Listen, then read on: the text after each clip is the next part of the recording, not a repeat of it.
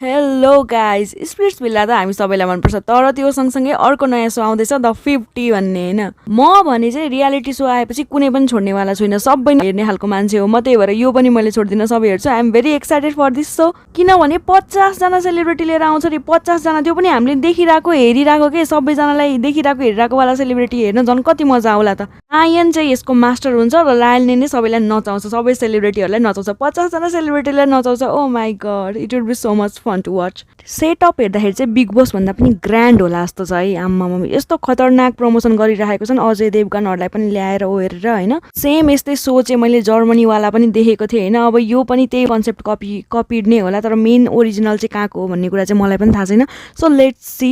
हजुरहरूलाई चाहिँ कतिको इन्ट्रेस्ट लागिरहेको छ त यो सोमा प्लिज कमेन्ट डाउन बिलो है त किनभने म यो सोको बारेमा पनि एकदमै भिडियो बनाउनेवाला छु फेब्रुअरी 1मा सुरु हुँदैछ को कन्टेस्टेन्टहरू चाहिँ सेलेक्ट भइसकेको छन् तिनीहरूको लिस्ट चाहिँ मैले नेक्स्ट भिडियोमा लिएर आउनेछु अहिलेलाई बाई बाई